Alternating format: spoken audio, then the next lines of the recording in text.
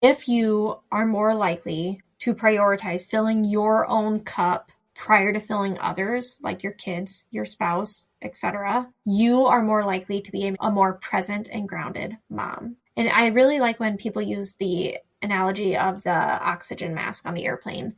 Like, you put yours on first and then your kids, because you can't help them if you yourself can't breathe. So with your health and wellness, put yourself first sometimes. It is not being selfish. It is modeling healthy skills and healthy boundaries for your kids. And then you're going to be a better version of yourself for them when you are around them. Welcome to Next Level You podcast. I'm Stephanie Dingbaum, your host, your biggest cheerleader, and your go-to girlfriend for real, raw, and uplifting conversations about leveling up in life. As a mental health therapist with over a decade of experience and a business coach helping women elevate their lives and businesses, I'm here to guide you through the mindset shifts, holistic practices, and manifestation tools you need to step into your most authentic, next level self. Whether you're here to ignite your personal growth, elevate your professional game, or simply rediscover you, this podcast is your invitation to dream bigger, go after your goals, and unapologetically claim the life you deserve. So grab your favorite drink, get comfy, and let's dive in. It's time to up-level, manifest, and glow. Welcome back to Next Level You podcast. Today, I am talking to you guys all about getting back into a routine after a life change. So, me specifically, I have returned back to work from maternity leave, and that's a huge life change. And so what I'm finding is it's really hard to get back into a routine. And I really want to be more intentional and diligent about getting back into like my health and wellness routine. And I thought for sure I'd just pick up right where I left off prior to us having Augie, but it has not been that easy. And I imagine a lot of you can probably really relate to this. And it doesn't have to be from having a baby. I mean, it really could be from any life change, right? So I feel like this is a topic that is going to hit home for a lot of people. So I just thought perfect time to talk about it as I am trying to work on balancing this in my own life. Okay. As most of you know, we adopted a baby boy back at the end of March. And as anybody who is a mother probably understands, life after a baby, it is just like shakes things up, right? I just picture like a snow globe and like a little child just like shaking the heck out of it. That's what it feels like. Your whole life just gets it changes, overnight, literally. I mean, we went to bed on a Friday night, just a family of 3, us and our dog, and woke up the next day and we had a baby that was born, and life changed that quickly. And I really think it's important to just honor the current season that you're in. I went back to work last week. As I'm recording this, it's our wedding anniversary, actually. It's July 7th. And I went back to work last week for the first time. And I'm going to be honest with you guys, I don't feel like it's fair to call it postpartum because I'm not the one that had the baby, but I'm going to call it postpartum just because I don't know what else to call it, I guess. But this season that I'm in, post Augie, post bringing Augie home, has been an emotional roller coaster for me. It has been mentally exhausting and physically exhausting as well. And I'm sure all of you moms can really relate to this. What I've been telling a lot of people is that first week taking Augie to daycare, I compare it to that first week bringing him home from the hospital. Like, nothing prepares you for that emotionally. It was so tough. I took him to daycare for the first time last Monday, and I left kind of in a hurry, and I felt horrible about it because I didn't even have any therapy sessions until noon that day. But I guess I just felt like, what's the point of dilly-dallying, right? Like, go in, drop off what she needs, and leave. We sent him to an in-home daycare provider who we know fairly well. And,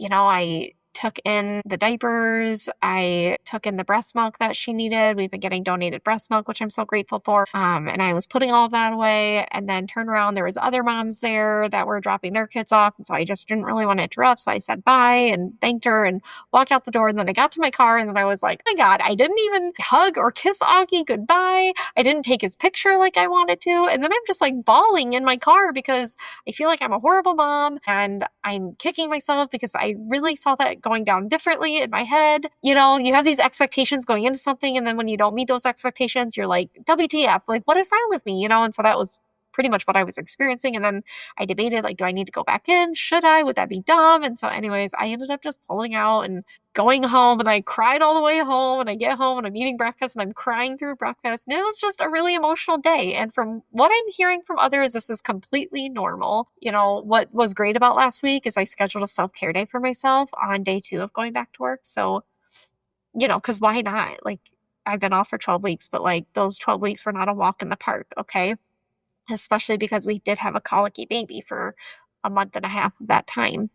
Yeah, I say all of that because it's really been an emotional roller coaster. And I feel like emotionally taking back to daycare was very similar to the emotions of that first week we brought him home from the hospital. Just so many highs and lows, right? And what I don't like is people being like, oh, but it makes the evenings that much sweeter. I disagree. And telling me that does not make me feel better, because actually evenings aren't sweeter, because what I hate is now I only have so much time with him in the evening. And that is just so less than ideal for me. I'm working on manifesting a nanny. If you know of anyone in the Eastern Iowa area, send them my way, because I want to manifest that. I digress. There's just so many emotions, and mentally it's exhausting postpartum, and physically, if you were the one that had the baby, you're exhausted, you know, and then going back to work after what I feel is not enough time off. I feel 12 weeks is not enough time.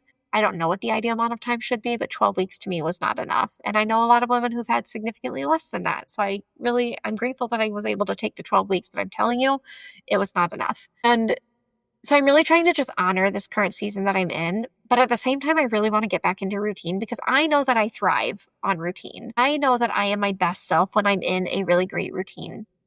And I do want to share that what surprised me about this new season of motherhood is the shift in my identity. Like, I did not expect for that to really impact me in a big way. And it did, which is just so wild to me. I thought I was mentally prepared for that shift. And I've learned a lot, as you know, if you've listened to my previous solo episodes, I've learned a lot about slowing down and being okay with that. Whereas before Augie, I was not okay with that. I thought I was, but I was not. So that there's been a lot of lessons that I've learned from this new season. And I've been doing a lot of reflecting on all of this. And what I want to share with you is that it's okay if you are in a new season, whether it be postpartum or maybe a new season as an entrepreneur, newly married.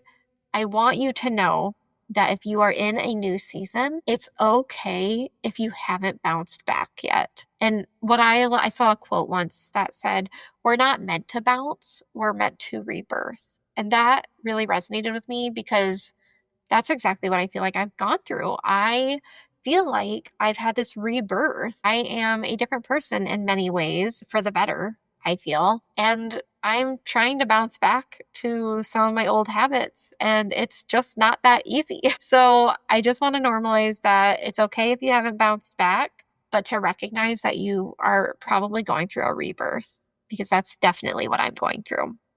And you really just need to give yourself permission to evolve into this new version of yourself. Give yourself that permission, because then you're less likely to shame yourself. And shaming yourself is not going to make you feel any better. So don't do that to yourself. So some of the routines that I'm really trying to ease myself back into that I want to share with you guys are things like daily affirmations, daily gratitude, daily meditation or visualization practice, red light therapy, taking my supplements consistently, my morning walks, my evening walks. So I'm really trying to get these things back into my routine, because I recognize that when I was doing those things, I felt like I was a better version of myself. But I want to share some honest thoughts on each of these practices, not because I want to give you pressure to implement them yourself, but more because these practices for me were really powerful anchors that I came home to every day. I felt like I was showing up as my highest self because I put these practices into my daily routine, if that makes sense.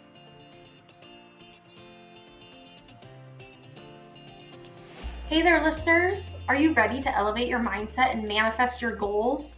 If you're a female entrepreneur or someone who's been dreaming of starting your own business, I have something so exciting to share with you.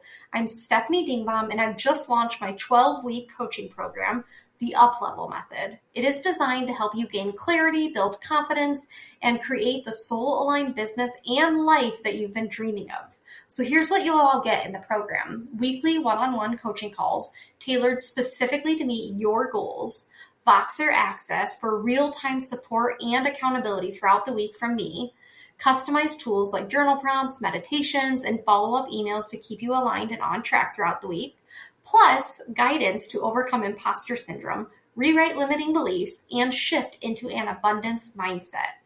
The up-level method isn't just about checking off goals. It's about helping you step into your power as a CEO, make decisions that light you up, and build a business that feels truly authentic to who you are. And the best part? The current pricing is literally the lowest that it will ever be. If you're even slightly considering it, lock it in now, because this investment in your future self will pay off tenfold, I promise you. Payment plans are available, so don't let finances hold you back from stepping into your best self. This is your chance to stop second guessing and start showing up for your business and life with purpose and intention. If this feels aligned, DM or email me today to set up a free clarity call. Let's see if the up-level method is the right fit for you. All the details are in the show notes. This is your time. Let's make 2025 the year you up-level everything. So the reason I do daily affirmations and gratitude is, one, it's an easy manifestation practice that you can implement into your daily life. And I encourage everyone to do them, whether you're a coaching client or a therapy client. I encourage everyone to do them because they have been so powerful in my life. I truly feel I've manifested things because this is one of the practices that I do regularly, besides things like scripting and visualization and all that. I was doing this daily, and I really want to get back into doing it daily again. Another one is daily meditation and or visualization. They're so similar. And sometimes I do visualizations, sometimes meditations. When I was doing these daily, I was a more grounded and centered version of myself. And that's ultimately who I strive to show up as. That's how that next level version of me shows up. She is just naturally grounded and centered. And I like to bring that energy into the room. And so I want to get back into that because I want to feel more grounded day in and day out. Red light therapy specifically has so many benefits. Like, I'm not going to list them all for you guys because just look it up on Pinterest or Google. But I felt like doing red light therapy was, one, it did ground me, which I loved. Two, I feel like it's good for my skin. I felt like it was good for my gut health. I was doing it on my gut a lot. I felt like it was good for my fertility journey. There's so many benefits from it. Like, I'm drawing a blank right now. Look it up if you're not familiar with that. I do have a portable little red light thing that I use. And then just recently I ordered a red light face mask that I want to get back into the habit of using the portable. But now once the face mask arrives, I want to start using that daily as well. I've noticed that specifically during maternity leave, I was horrible about taking my supplements consistently every day. I feel like now that I'm back to work, it's much more easy, but it's just something I recognize I need to be more intentional about, because I feel better when I'm taking those more regularly. And listen, I don't take a whole slew of them. I mean, honestly, they've significantly decreased over the last year, but I do feel the ones I take do make me feel better. And so I want to get back into the habit of taking those more consistently. And then the last one that I want to mention is my daily walks. I was, prior to Augie, taking a daily morning walk and then a daily evening walk. I understand I might have to make a sacrifice with that, and I'm okay with that. However, doing a daily walk is so important to me because, one, it's that sacred solo time that I feel I need as a mom and a wife and an entrepreneur and a therapist, but also it was such a great mood booster. Starting my day off with a morning walk. Like, I would literally, before Augie, get out of bed, change my clothes, put my shoes on, and walk. Whether it was light out or not, I would walk. And that was just, I wouldn't even look at my phone before walking. And that was just the best way to start out my day. It's a little harder to do that now because our morning routine has shifted a little bit between my husband and I, because one of us is obviously going to be feeding and caring for Augie while the other is getting ready. But the plan is to still get my walk in after I take Augie to daycare. So I'm still getting that morning walk, that mood booster, that solo time. And another benefit of it is it's a great mindfulness tool. It gets me outside in nature, which it's summer right now, so I definitely need that time. But honestly, it doesn't matter what time of year it is. Even in the dead of winter, me getting outside has been so good for clearing my mind and grounding myself. So there's so many benefits to that. So these are kind of the tools or the habits that I'm trying to get back into my routine. And I'm trying to give myself grace because I understand it's not just going to shift overnight. But again, when I was doing all of these things, I felt like a better version of myself. And I feel like I'm going to be a better mom if I'm able to incorporate these things into my routine.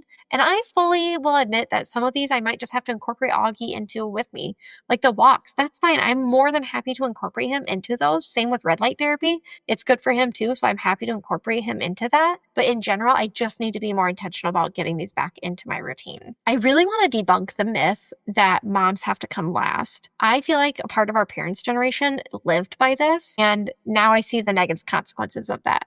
That is such a myth. That is not a fact. Moms, just because you become a mom does not mean that your needs come last. I really encourage you to challenge that mindset because I personally do not live by that. I feel I will be a better wife, a better mom, a better entrepreneur if I am prioritizing my health and wellness. And in general, I want to raise a family. I want my kids to grow up seeing a mom who prioritizes her health and wellness, because what you model is what your kids are more likely to pick up on. And I want them to see that that's a priority for me and a value of mine. If you are more likely to prioritize filling your own cup prior to filling others, like your kids, your spouse, etc., you are more likely to be a more present and grounded mom. And I really like when people use the analogy of the oxygen mask on the airplane. Like, you put yours on first and then your kids, because you can't help them if you yourself can't breathe. So with your health and wellness, put yourself first sometimes. It is not being selfish. It is modeling healthy skills and healthy boundaries for your kids. And then you're going to be a better version of yourself for them when you are around them. For me, I have had to put some boundaries in place. Like, I will not look at my work phone now when I get home from work at the end of the day. In fact, I'm changing my whole work schedule. I am no longer I'm only letting late sessions happen one day a week. Otherwise, the rest of the week, nobody is going to be allowed to schedule therapy sessions with me after 4:30. That's when pickup time is for daycare.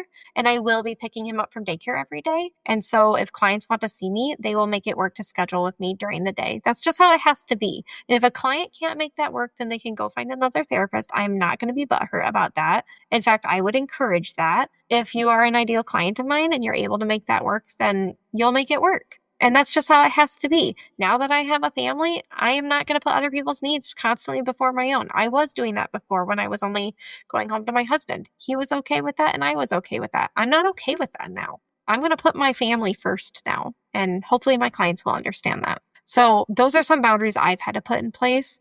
There's also needed to be some mindset shifts to support this as well. Like, I have really had to practice giving myself grace with trying to get a routine started. I have really had to give myself permission to not fit all these things into my day or my routine. I've had to tell myself, you're making sacrifices. That's okay. Over time, you will get back into this. There's had to be a little bit of a mindset shift there so that I'm not shaming myself for not getting back into this health and wellness routine that I had going before.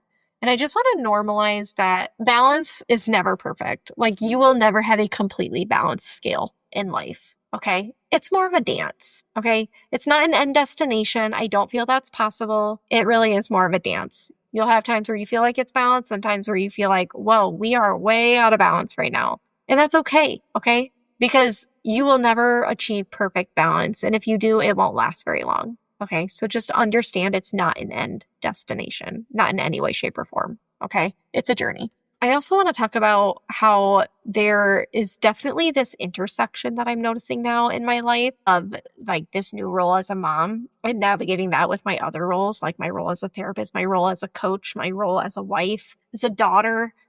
There's so much intersection going on now. And yeah, it's not easy balancing it all. I'm not saying I thought it was going to be easy going into this, but it's been a little bit of a wake-up call for me. I'm not saying I'm handling it perfectly by any means, but I would say I'm just really trying to give myself grace in this area. But I'm sharing this because I want you to know, if you feel you're struggling with some of that intersection, you are not alone, okay? There are days where I recognize I'm not the best version of myself, and I just have to give myself grace, okay? especially if it's a day when I'm sleep deprived. Maybe I've had a full day of sessions. Like, I'm not always going to be that best version of myself, and it is okay. If you find yourself really struggling with this, another thing I want to say about this is it can be so easy to pour yourself into like one of those roles that you're playing, like pour yourself into being a mom, pour yourself into being a wife, being an entrepreneur, being a therapist, being a coach, whatever it is for you. But it really is ideal that you try to find balance between all those roles, because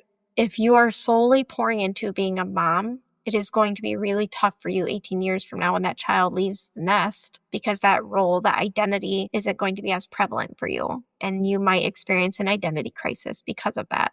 Or if you're solely pouring into your role as a business owner, as an entrepreneur, as a service provider, but not much to any of the other roles, when retirement comes, you may really struggle because that identity is being taken from you in some ways. And so I really encourage you to try and find that healthy balance of pouring into each of those roles. And while there may be times where one role is more of a priority than others, that's fine. But don't set up camp there solely for the next 18 years, because you still need to pour into your marriage. You still need to pour into your business. You still need to pour into your job, whatever that might be.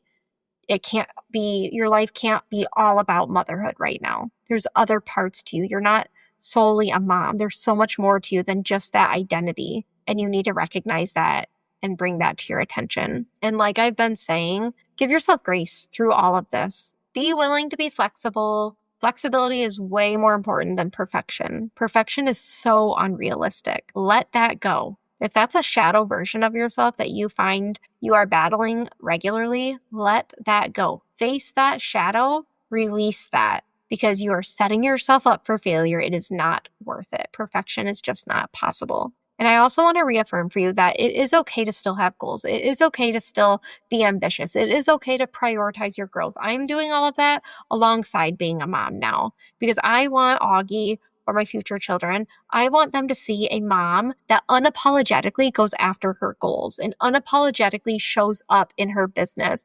And listen, they'll be a part of the business. There will be days where I have to bring them to the office, and it's just going to have to be okay. You know, we have a great circle in our office where if we have one day where daycare is off and we weren't able to get a babysitter, we help each other out. We watch each other's kids, and it's okay. We make it work. And honestly, I love that. I want my kids to see what the office is from time to time. I want them to feel that they can walk in there and be included and be loved on by others in the office. I love that idea. So they're seeing my business in action as they grow up.